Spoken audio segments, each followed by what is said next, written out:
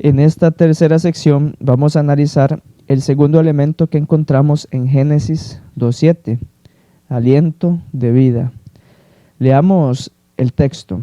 Génesis 2:7 dice: Entonces Jehová Dios formó al hombre del polvo de la tierra y sopló en su nariz aliento de vida, y fue el hombre un ser viviente.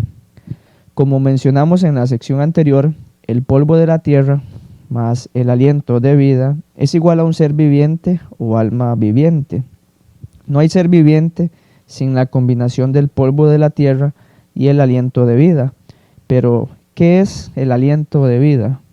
Es alguien dentro de nosotros, dentro del bazar de la carne, tal y como lo enseña el dualismo clásico, o es el alma inmortal que Dios implantó en el cuerpo material de Adán. La frase aliento de vida en ninguna parte de la Biblia es identificada como un alma inmortal. En el diccionario teológico del Antiguo Testamento, el erudito Lamberty Zielinski menciona que el aliento divino no constituye para los seres humanos la recepción de un ser divino, alma o un espíritu divino. La expresión Nishmat Hayim, aliento de vida, no aparece como tal en ningún otro lugar del Antiguo Testamento.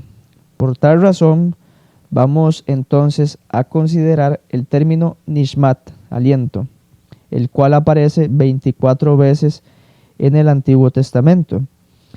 En esas ocasiones encontramos que Nishmat es el poder que da vida que se asocia con el soplo de Dios. Así leemos en Job 33:4. Dice: El Espíritu de Dios me hizo, y el soplo del Omnipotente me dio vida. Y el soplo, el Neshama del Omnipotente, me dio vida. Este mismo sentido lo encontramos en Génesis 7:22. Dice: Todo lo que tenía aliento de espíritu de vida en sus narices, todo lo que había en la tierra, murió.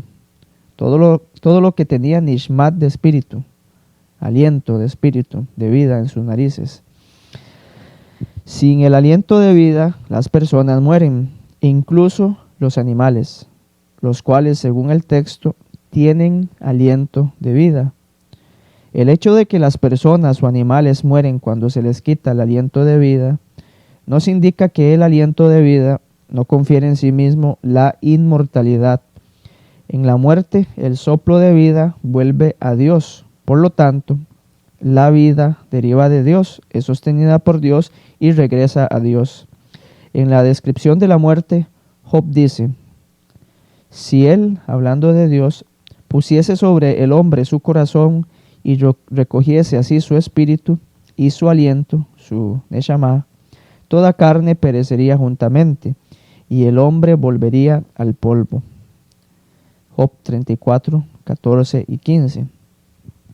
El hecho de que la muerte se caracteriza como el retiro del aliento de vida muestra que el aliento de vida no es un espíritu o un alma inmortal que Dios le confiere a sus criaturas, sino más bien el don de la vida que los seres humanos poseen durante la duración de su existencia terrenal. Mientras el aliento de vida permanezca, los seres humanos son almas vivientes. Pero cuando la respiración se aparta, cuando es quitado el aliento de vida, se convierten en almas muertas. El primer libro de Reyes, capítulo 17, verso 17, nos ilustra lo que hemos dicho hasta aquí del aliento de vida. El texto reza así: Después de estas cosas aconteció que cayó enfermo el hijo del ama de la casa, y la enfermedad fue tan grave que no quedó en él aliento, no quedó en él neshama. Es decir, la vida no estaba más en él. Salmo 156 dice: Todo lo que respira, todo lo que haneshama, alabe a Yah. Es decir, todo lo que tiene vida, alabe a Dios. Josué 10:40 dice: Hirió pues Josué toda la región de las montañas del Negev, de los llanos y de las laderas, y a todos sus reyes sin dejar nada. Todo lo que tenía vida lo mató. Todo lo que tenía Haneshama lo mató, como Jehová Dios de Israel se lo había mandado. Una vez más, se puede matar lo que tiene aliento de vida, lo que tiene Nishmat. Y un texto más, Deuteronomio 20:16 dice, leo de la Biblia de Jerusalén: en cuanto a las ciudades de estos pueblos que Yahvé tu Dios te da en herencia, no dejarás nada con vida, no dejarás nada con Neshama. A manera de conclusión, podemos decir que Nishmat significa el don de la vida que poseen los seres humanos mientras estén vivos, el cual lógicamente proviene de Dios, o en palabras de Lamberty Sieninsky, dar vida a los humanos, nada más. Sin el Nishmat, el ser humano está muerto. Hay un término en el Antiguo Testamento que se utiliza como sinónimo de aliento de vida y es el vocablo hebreo ruach, que se traduce en algunas ocasiones como espíritu. En el hebreo encontramos un paralelismo que relaciona ambos términos. Esto lo podemos ver en el libro de Job. Capítulo 33, verso 4 dice: el espíritu de Dios me hizo, el ruach de Dios me hizo, y el soplo del Omnipotente me dio vida, y el Neshama del Omnipotente me dio vida. El doctor Samuel Bakioki nos dice en relación a este texto que el paralelismo entre el Espíritu de Dios y el aliento del Todopoderoso sugiere que los dos se usan indistintamente porque ambos se refieren al don de la vida impartida por Dios a sus criaturas. El doctor Aristarco P. de Matos menciona que Neshemat, aliento, es, según sabemos, el soplo de vida o ruach. Así está escrito en Job 27:3. Dice: en cuanto haya en mi aliento, Neshemat, y el soplo de Dios en mi nariz, y el ruach de Dios en mi nariz. La palabra ruach aparece 378 veces en el Antiguo Testamento, en hebreo. Esta palabra tiene toda una gama de sentidos: aliento, hálito, aire, brisa, espíritu, en referencia o en relación a demonios, coraje, temperamento, espíritu de Dios, etc. En el Antiguo Testamento, ruach es traducido en la Reina Valera del 60 por viento en al menos 114 veces, refiriéndose a vendaval, ventolero, brisa, etc. Es decir, algo que está en movimiento y que tiene la fuerza de poner otras cosas en movimiento. En 7 ocasiones, la Reina Valera del 60 traduce ruach como algún punto cardinal, esto en relación a los 4 vientos o 4 puntos cardinales. Ruach también se traduce como el Espíritu de Dios alrededor de 78 veces. Aquí encontramos varios sentidos, por ejemplo, Espíritu de Dios como un don profético al hombre, en el sentido de profetizar, amonestar, anunciar, etc. En algunas ocasiones, ruach aparece como espíritu en relación a demonios o seres sobrenaturales. Es el caso del espíritu malo que atormentaba a Saúl, es decir, un demonio, según encontramos en el primer libro de Samuel, en los capítulos 16, 18 y 19. Ahora bien, hay 3 sentidos de ruach que nos interesa analizar más de cerca porque tiene una estrecha relación con el estudio que estamos desarrollando. El primero es ruach en el sentido de aliento, pero más específicamente refiriéndose a la respiración en el que se manifiesta la vitalidad dinámica del hombre. Por ejemplo, en el primer libro de Reyes, capítulo 10, verso 4 y verso 5, dice: cuando la reina de Sabá observó la sabiduría toda de Salomón, el palacio que había construido, los manjares de su mesa, las residencias de sus servidores, el porte de sus ministros y sus vestimentas, sus coperos y los holocaustos que ofrecían el templo de Yahvé, se quedó sin respiración, se quedó sin ruach. Acabo de leer la versión de la Biblia de Jerusalén. Algunas versiones, como la Reina Valera del 60 o la Nueva Versión Internacional, dicen que la reina de Sabá quedó asombrada, o como lo mencionan los eruditos Alberts y Westermann, se le congeló la respiración. En este texto nos llama la atención cómo evidentemente el Ruach es parte del ser humano como un todo al formar parte de una emoción de la persona. No es un alma independiente del cuerpo, como lo enseña el dualismo.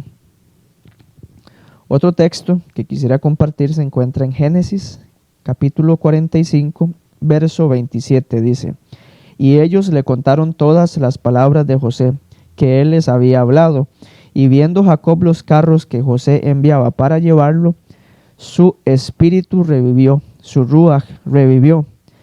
Aquí ruaj nuevamente es la sede de los estados de ánimo, del ser completo. Ruaj describe la totalidad del hombre. No es algo aislado, no es un ente aparte como lo presenta el dualismo. Lo que el texto quiere decir cuando señala que a Jacob le revivió el espíritu es que todo su ser se alegró muchísimo. En Job 8:2 leemos: ¿Hasta cuándo hablarás tales cosas y las palabras de tu boca serán como viento impetuoso, serán como ruaj impetuoso? Aquí ruaj tiene el sentido de descargar la vitalidad psíquica, la furia. Ruaj no tiene nada que ver con un alma inmortal que está dentro del hombre, sino más bien es parte del ser completo, de la totalidad del hombre, tal y como son las emociones. Continuando con otro sentido de ruaj, encontramos que en otros textos tiene el sentido de la energía vital que retorna al hombre, es decir, la energía vital del cuerpo cuando vuelve a recuperarse. Veamos algunos ejemplos. Jueces 15:19 dice: Y teniendo gran sed, hablando de Sansón, clamó luego a Jehová y dijo: Tú has dado esta grande salvación por mano de tu siervo, y moriré yo ahora de sed y caeré en mano de los incircuncisos. Entonces abrió Dios la cuenca que hay en Lei, o Lehi, como traducen algunas versiones, y salió de allí agua, y él bebió, y recobró su espíritu, y se reanimó, y recobró su ruaj, y se reanimó. Sansón tenía gran sed, como lo expresa el verso 18. Había perdido sus fuerzas vitales por falta de agua, pero al beber agua, su ruaj, es decir, sus fuerzas vitales, se reanimaron. Todo su ser se vivificó. No fue una parte de su cuerpo que se benefició del agua, sino todo su ser. Los órganos empezaron a funcionar de nuevo como normalmente lo hacían, y por ende su mente nuevamente volvió a ser lúcida. Todo el ser volvió a la normalidad. Si ruaj es algo aparte del cuerpo, la parte no material del ser humano, un ente intangible con personalidad, tal y como lo enseña el dualismo clásico, entonces habría que admitir que esa parte intangible, ese espíritu que no tiene carne ni huesos, se puede reanimar con agua. Es decir, algo inmaterial e intangible, necesitando en algunas ocasiones algo tangible para reanimarse, como lo es el agua. La pregunta aquí es: ¿cómo conciben los dualistas que un espíritu necesite del agua? ¿Cómo un espíritu se reanima con agua? Y si se es consecuente, ¿no que el espíritu es inmortal, que no muere? ¿Cómo es que entonces su espíritu se reanimó por el agua? Definitivamente el concepto dualista está lejos de ser una enseñanza bíblica. En el primer libro de Samuel, en el capítulo 30 y el verso 12, encontramos otro texto similar al anterior, en donde ruaj tiene el sentido de la energía vital que retorna al hombre.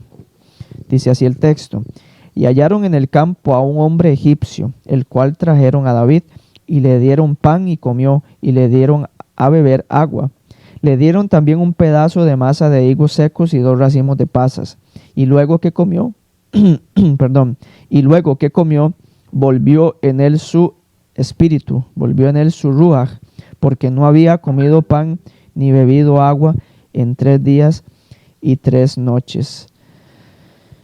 El texto nos señala que el egipcio, después de alimentarse, se revitalizó. Este texto no puede interpretarse bajo la perspectiva dualista, ya que no tendría sentido. Habría que admitir que el espíritu abandona el cuerpo por no comer. También tendríamos que admitir que el espíritu abandona un cuerpo sin que se dé la muerte. Es decir, basta con tener hambre para que el espíritu salga del cuerpo. Pasando a otro sentido de Ruach, encontramos que este es el impulso, la tensión psíquica, la voluntad de vivir, que puede renacer ante una buena noticia o apagarse debido a un disgusto mortal.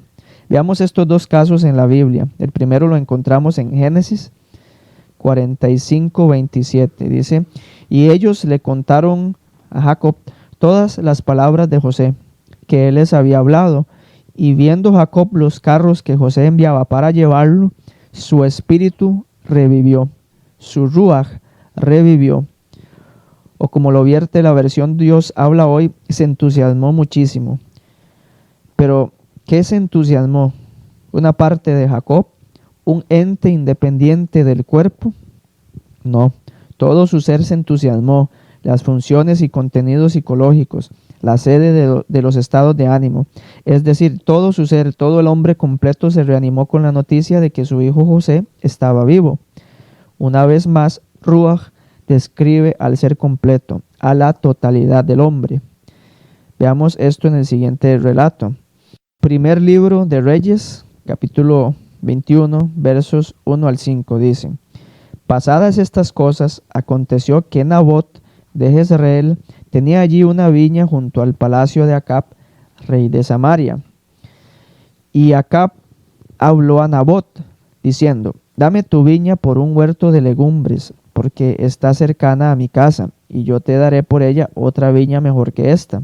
O si mejor te pareciere, te pagaré su valor en dinero. Y Nabot respondió a Acab: Guárdame Jehová de que yo te dé a ti la heredad de mis padres.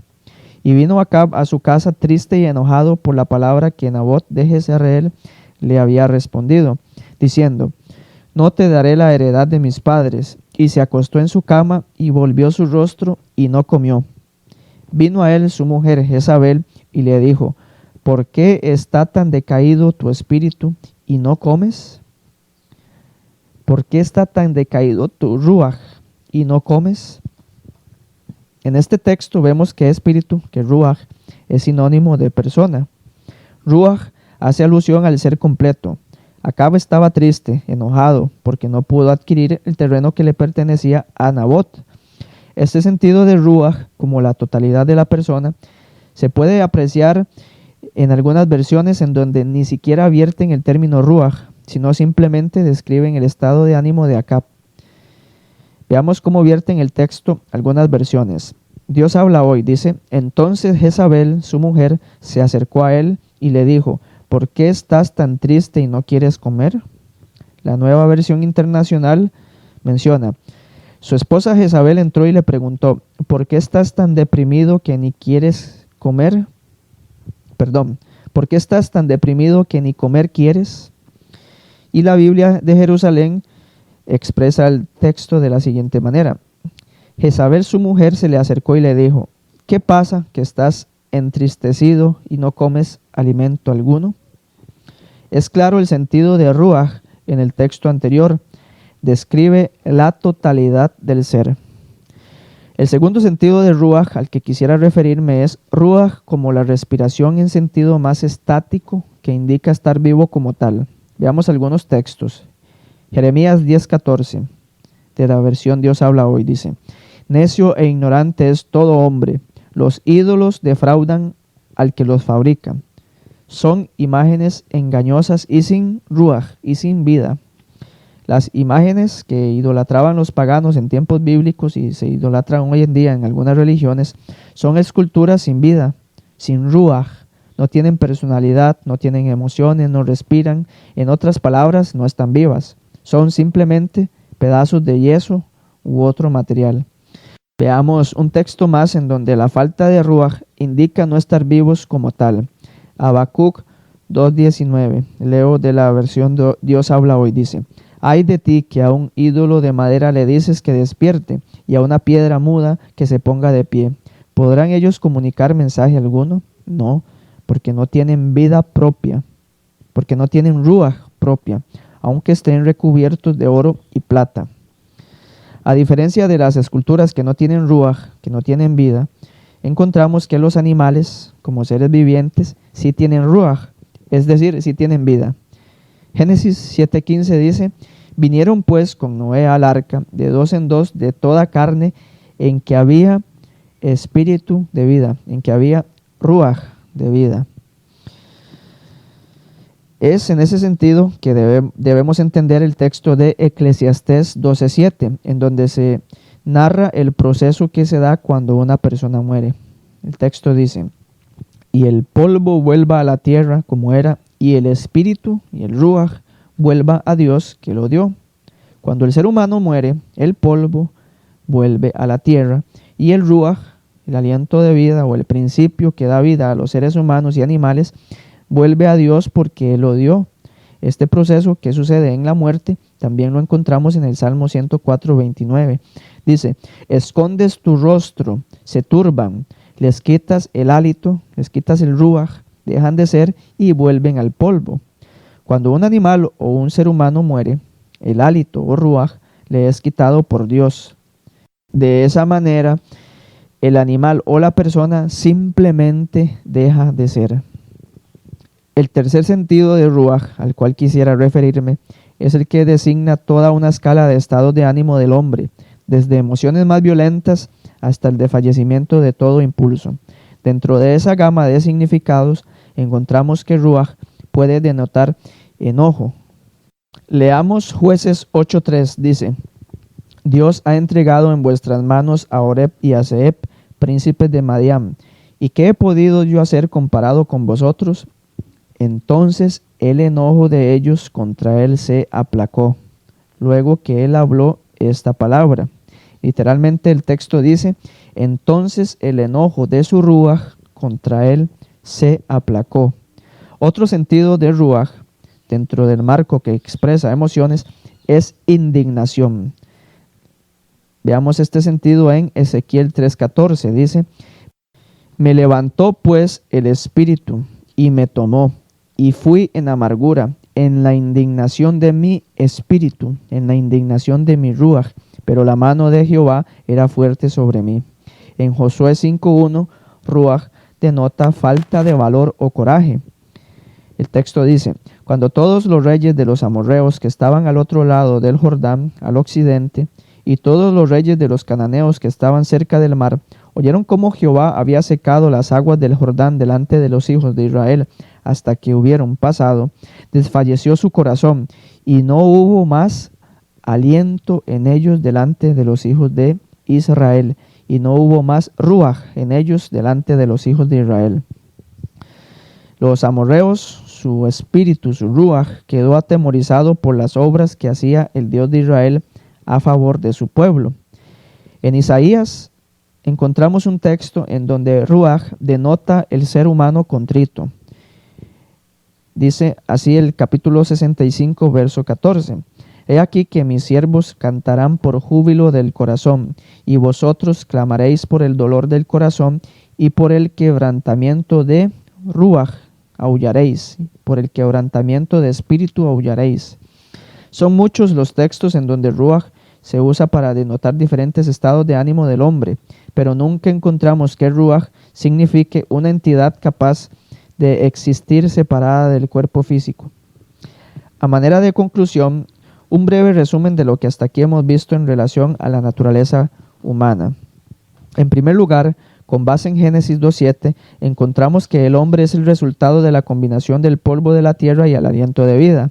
El polvo de la tierra, afar min ha'adamah, se refiere a los elementos materiales básicos de los cuales está compuesto el cuerpo. No encontramos en el Antiguo Testamento que dicho elemento por sí solo sea una persona, material divino o algo inmortal. Es simplemente un elemento inerte que Dios utilizó para formar al hombre. Mencionamos también que hay un término hebreo que se utiliza para designar esa parte material del ser humano, y es el término basar. Su significado más común es la carne que constituye el cuerpo. Si queremos ajustarnos al contexto, ese sería el sentido que debemos darle al término basar al relacionarlo con Génesis 2:7. Por otro lado, también estudiamos que basar tiene otros significados además del que recién mencionamos. Vimos que los hebreos llegaron a darle el sentido de parentesco y también el sentido de el ser completo. Esto debido al concepto holístico que prevalecía en el concepto judío de acuerdo a la teología del Antiguo Testamento. Contrariamente al dualismo, el Antiguo Testamento nunca ve la carne, nunca ve la basar como un ente independiente o separado del alma, sino que basar hace referencia al ser completo. No encontramos en el Antiguo Testamento que dentro del basar, dentro de la carne, haya un alma encerrada, tal y como lo enseña el dualismo clásico. Y en segundo lugar, analizamos brevemente el otro elemento que encontramos en Génesis 2:7, el cual, al combinarlo con el polvo de la tierra, da origen al ser viviente o alma viviente. Me refiero al aliento de vida. Vimos que esa frase significa el don de la vida que poseen los seres humanos mientras estén vivos. Es decir, la chispa vital que proviene de Dios, el cual sopló en la nariz de Adán. El aliento de vida, bíblicamente, nunca significa un alma inmortal que Dios mete en el ser humano. Tal significado no existe en la Biblia. Y por último, vimos que en el Antiguo Testamento existe un sinónimo de la frase Nishmat Hayim, y es el término Ruach, el cual significa, entre otras cosas, soplo de vida. Y este es el sentido que la Biblia nos permite darle si queremos relacionarlo con Génesis 2:7. Este término, Ruach, fue evolucionando en la mente hebrea hasta llegar a significar o denotar el ser completo. Una vez más concluimos que el concepto holístico tiene como base las Sagradas Escrituras.